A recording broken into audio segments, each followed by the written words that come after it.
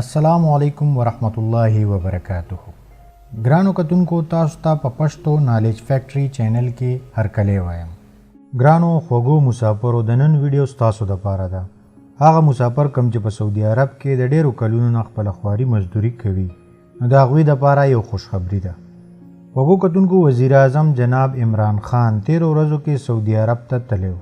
اول ته یې د شهزاده محمد بن سلمان سره ملاقات کړی او د پاکستان د نورو مسلو سره یې په سعودي کې کارکوونکو مسافرو په مسلو هم خبرې اترې کړي دي.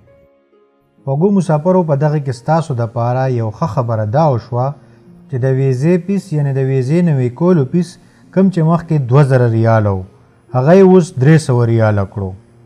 دا د مسافرو دپاره یو ډیر غټ ریلیف دی. 2000 ریاله یعنې پاکستاني 72000 روپۍ اوس 300 ریاله یعنې پاکستاني 10000 روپۍ کړئ. خوږو کتونکو دا مسافرو ته یو ډیره غټه مسله وه کوم چې وزیر اعظم عمران خان حل کړه او اوس به صرف 300 ریاله باندې ویزا نوي کیږي. خوږو کتونکو دا په ډومبي ځل وشو چې یو حکومت یا وزیر اعظم د خپلو دغه غریبانانو مسافرو تپوس وکړو او د دوی دپاره یې اواز اوچت کړو. انشاءالله دا آغاز و. اوس به د مسافرو نورې هم ډیرې مسلې مخې ته راځي او حل کیږي به.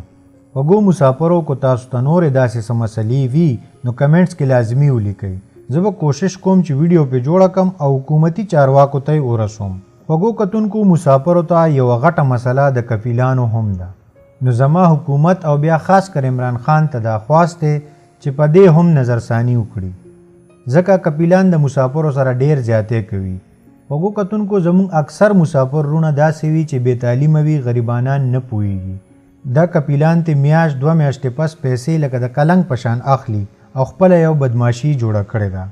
زما وزیر اعظم عمران خان ته دا خواست دی چې دا مسافر کومو چې خپل وطن خپل بچي خپل مور پلار پریښي دي او په پردي وطن کې ډیر په سخته محنت کوي او پاکستان ته پیسې رالیږي نو د دې د نورو حقوقو دپاره دې هم آواز اوچت کړی شي او سعودي حکومت سره دې په دې اړه خبرې اترې وکړی شي.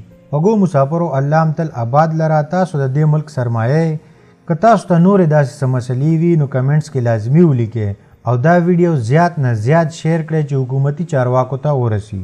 سلمان شاه له ورکوي اجازت د بلې ویډیو سره به حاضرېږو. د خپل ځان او چار چاپېره خلکو ډېر خیال ساتئ. د الله په امان.